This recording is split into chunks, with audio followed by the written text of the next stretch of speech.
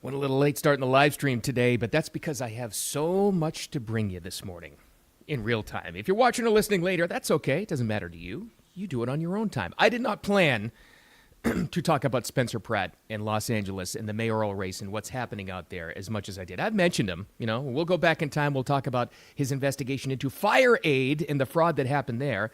And the LA fires, we all know about Malibu and Pacific Palisades and all that other stuff. Now it matters. I was going to we talked a little bit about the debate, and I've got that in this one too.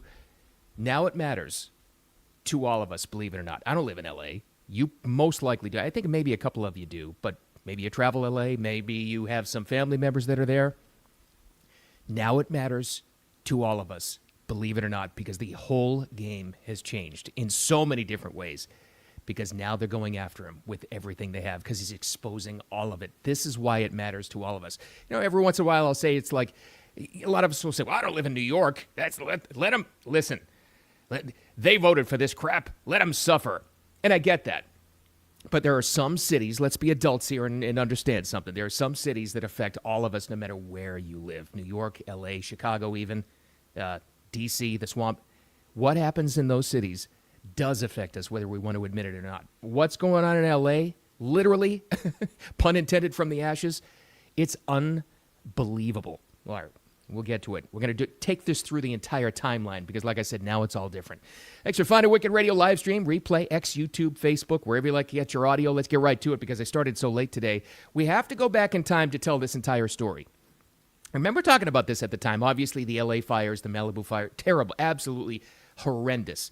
What's happened there since, or I guess maybe I should say what hasn't happened there since is really the story, though. Because there were people, namely Spencer Pratt, who looked at this and he said, this is just, their response is just absolutely awful. And it became very, very clear very, very soon after that Los Angelinos, even fire experts, people who looked at this entire thing, they looked at their reasoning behind what happened there and they said, this wasn't climate change like they told us it was. This was complete ineptitude, fraud, corruption, lack of fire management, all of this stuff that led to this.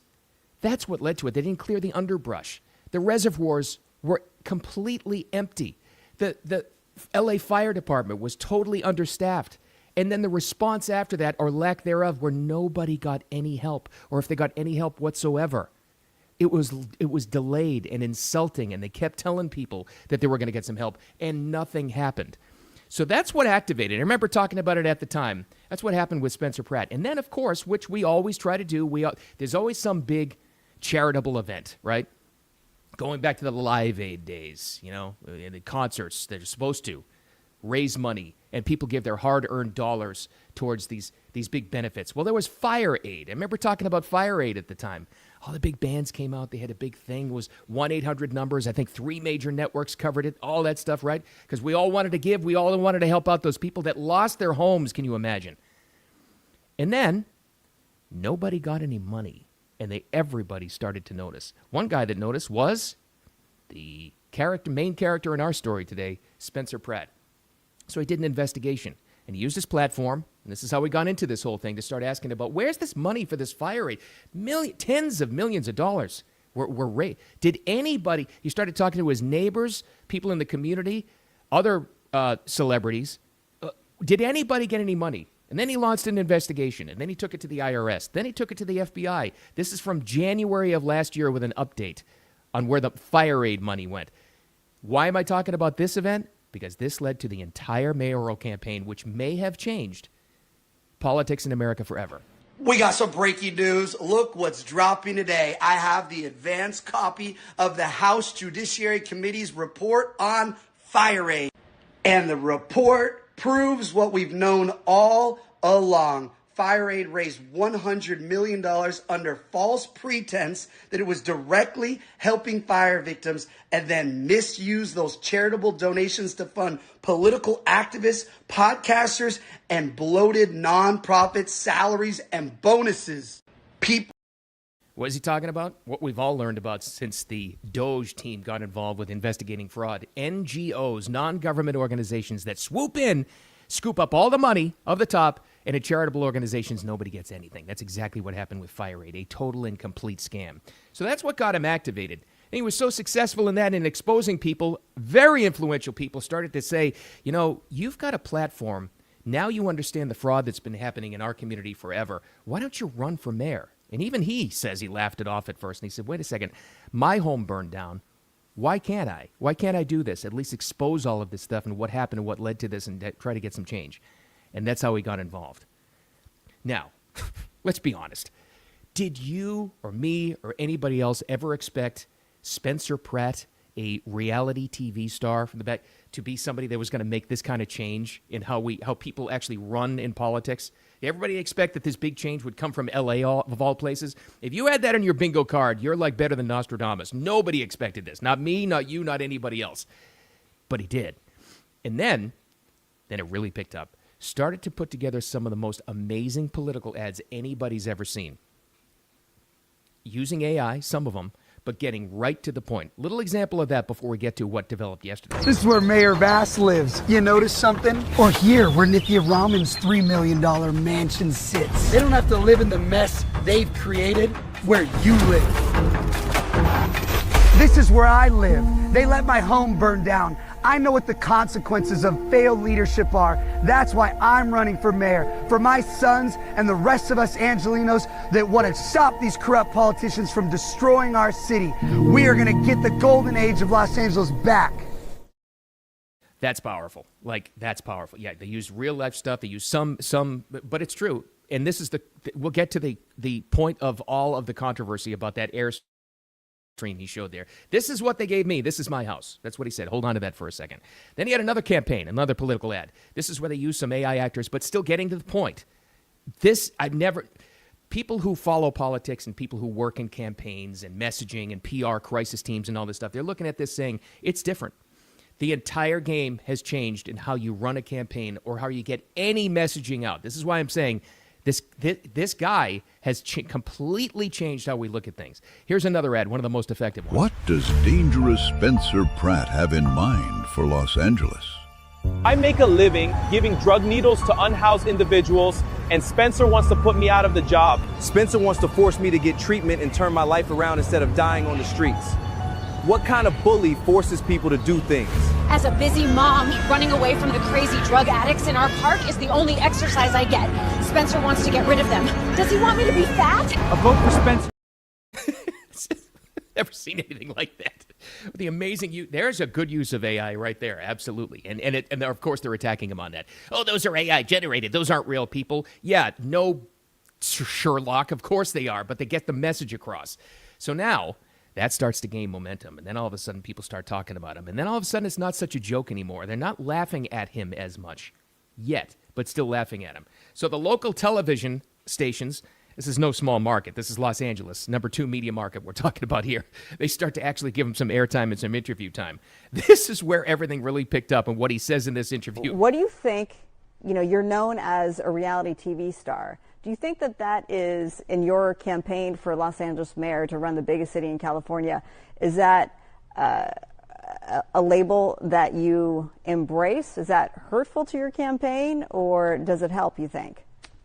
I mean, the reality, pun intended, is that was from 20 years ago. And if we look at what Karen Bass was doing 20 years ago, she was in Cuba learning how to make bombs with the people that would then go bomb Capitol Hill. So if we're looking at backgrounds, I'm pretty proud of what I was doing at 20 on reality television, even though it was, I may not have been the most likable character. It was still TV versus trying to destroy America and going to Cuba 20 times and praising Fidel Castro. So what? This is where people said, in a local Los Angeles interview, people said, what? I'm sorry, what? The mayor, nobody knew this. The mayor of Los Angeles was part of a communist revolution supporting Fidel Castro? I'm sorry, what? So then he followed up with this. He got so many questions on it, and here you go. Karen Basura is a communist. Now, when I was 19, 20, I was living in an apartment on Skid Row, getting my political science degree at USC. That's as LA as it gets, dude. But do you know what Karen Basura was doing at that age? You guessed it, going to Cuba. to support the communist revolution and Fidel Castro's oppressive regime? What? Karen Basura is a card-carrying member of the Communist Front Group, the Venceremos Brigade, an anti-American communist solidarity organization in which she actively worked for years to undermine the U.S. and prop up the communist revolution in Cuba? Does this sound normal to you? Who in the heck spends their 20s supporting a violent communist dictatorship in a foreign country? What were you doing? Okay, that's the one that set everything off, because now all of a sudden you're digging into it. And this is where, again, everybody's got their own opinion. You're going to have your own takeaway on this. Not many people were aware of the background of this lady's background about her communist ties. Here's what's different. This is a guy who, at this point, had already put his hat in the ring to run for mayor of L.A. Nobody has gone after Democrats in the communist connection like this guy. Nobody has actually called it out. And I'll dare say, I'm going to invoke the comparison, Not even Trump has gone so far as to call them absolute communists. He's danced around the subject a little bit. Spencer Pratt is flat out calling her a communista, or as he calls her, Karen Basura. That's sparked everything. And then all of a sudden the attack ads came out. But now we get to the debate. You and I talked about the debate a little bit last week because it was an unbelievable performance. Now all of a sudden his odds to win the race have skyrocketed because he absolutely destroyed these people. Set them on edge. We all know the famous line where he challenged one of his debate opponents to go under one of the LA bridges, and he said she'll get stabbed in the neck. That's persuasion. It's like in debates, there's always one big takeaway that everybody remembers. Everybody remembers that line from him. But there was another moment in here, and here come the attack ads, because he's gone after his opponents, the corruption, flat out calling them communists, getting right to the heart of the matter. So then they attack him as what? On the debate stage? You guessed it. You have 30 seconds to respond. And then Conan has a question that coincides with all of this. Please. Great. I mean, I'm not sure how to respond to that vision of Los Angeles. This is a MAGA Republicans' idea of what Los Angeles looks like. This is really not the city that I love so much. That's a famous visual, too. Audio-only listeners, sorry, but it's you might have seen the clip already when she says, this is a MAGA Republican. He made like a face on camera. Caught at the perfect moment. That's another debate takeaway that's being amazing. But there it is. And that gets to how they're attacking him now. And this is how it matters to all of us in a roundabout kind of way. So you're trying to clean up the streets. You're trying to bust up the fraud. You're trying to get to the heart of the corruption. You're trying to get rid of what he's calling the communist element that's running that city and has run it into the ground. Now what are you? Now what are you when you expose all this and you accuse them of that? She said it. You're a MAGA Republican. Oh, there they go. There it is. Okay. All right. So the attack ads. So now his ads have become so effective. His campaign ads, his personal video, a guy who grew up making his money, making his living on television. He was a reality TV star. He understands how to do it. He's unbelievable in messaging on camera, except this isn't a TV show this time. This is a mayoral campaign. Very, very effective. But what are they attacking him on? So they go to actual Mayor Basura, and they ask her, what do you think about these campaign ads? What is it?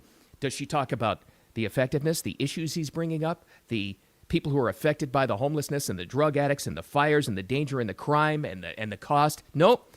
She attacks it on, and the media attacks him on, well, those are AI images.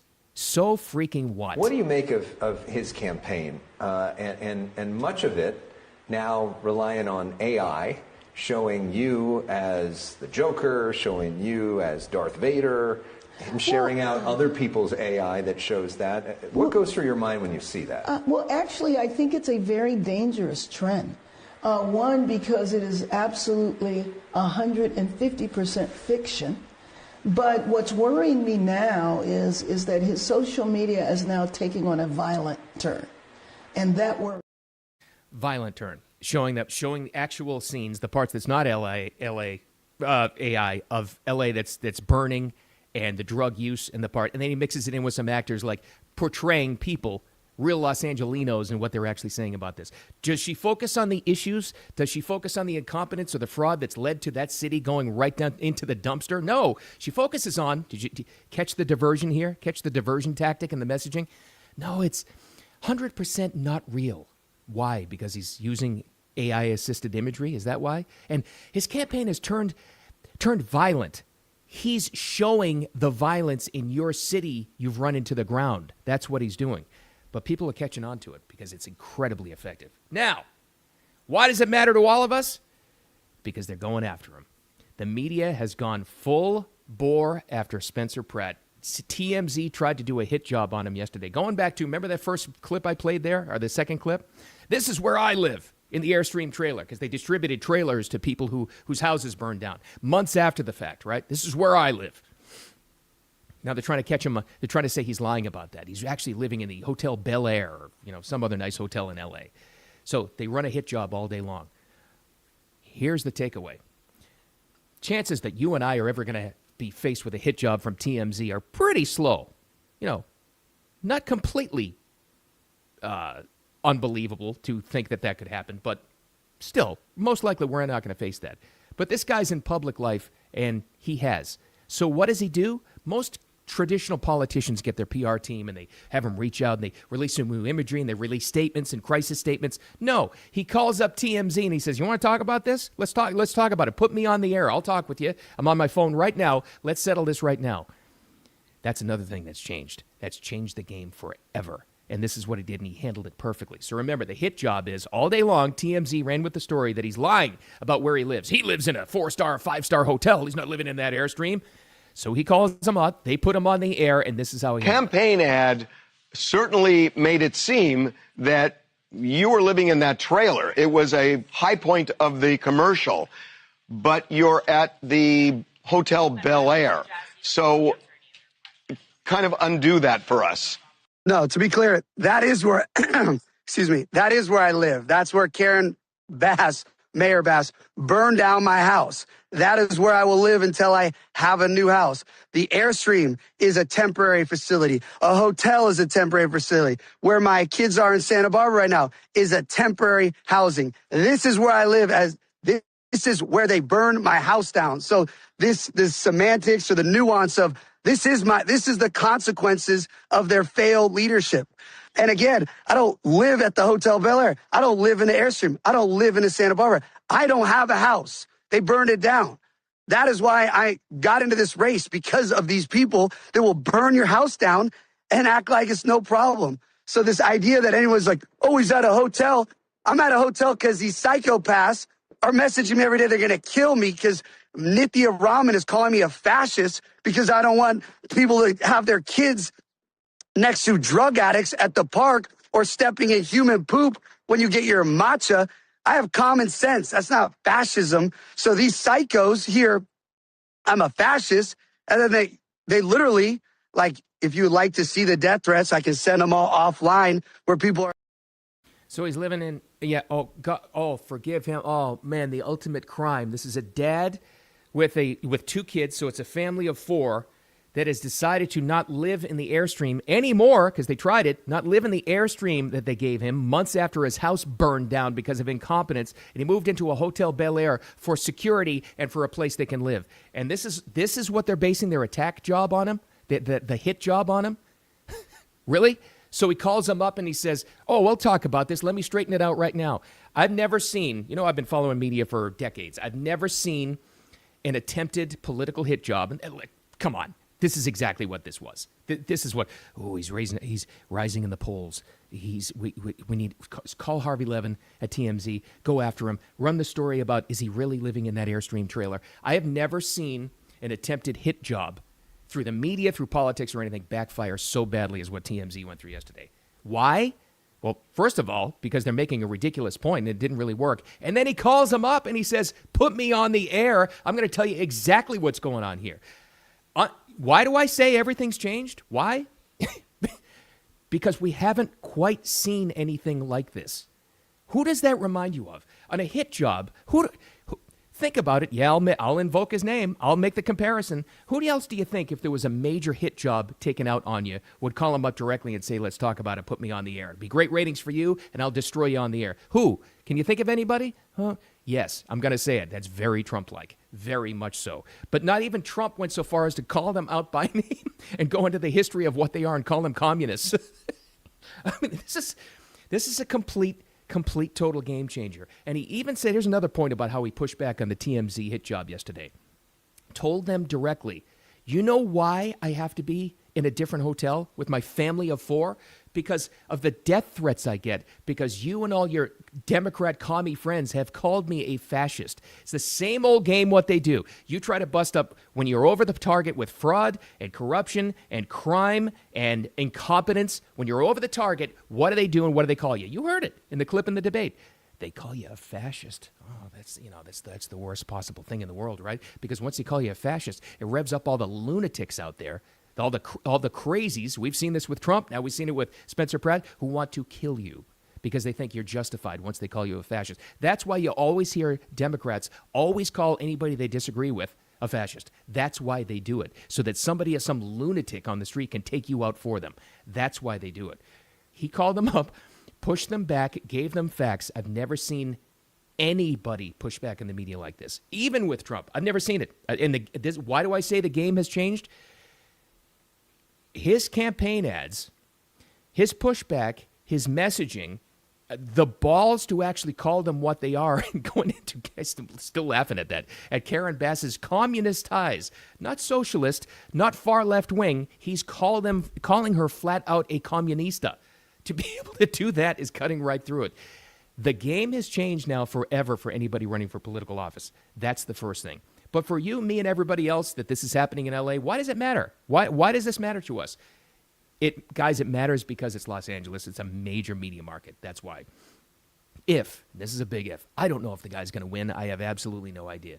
Still faces long odds. They haven't cleaned up their voter rolls. He still has very slim chance to win this.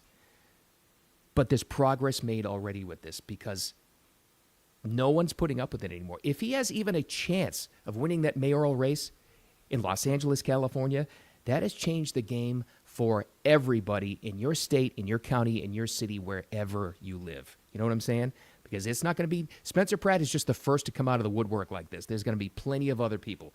And I admire it because he turned his literal, I don't care that he had a Pacific Palisades house, multimillionaire, has all kinds of money. I don't care. He's representing other people and says, we're all the same when everybody's house burned down. When your house is gone, it doesn't matter how much money you had, how big the house was, or where it was. You're suffering the same thing. And he did too. So all these attacks on him, he's turning them around and turning it into a positive.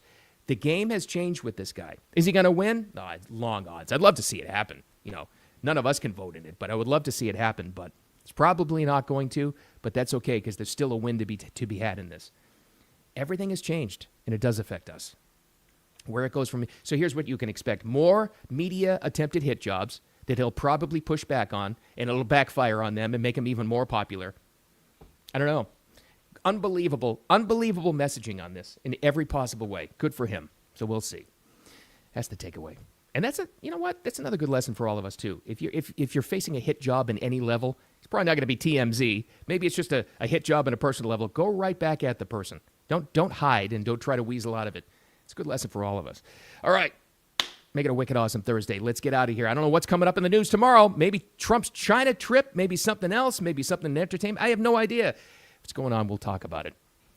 I'll guide you through the insane news cycle. Thanks for finding Wicked Radio on the replay and live stream, X, YouTube, Facebook. We're live Monday through Friday, 8 a.m. Eastern time, but then the replay on there and also the audio podcast too. So thanks for finding me. I appreciate you as always. Make it a great day. Talk to you tomorrow.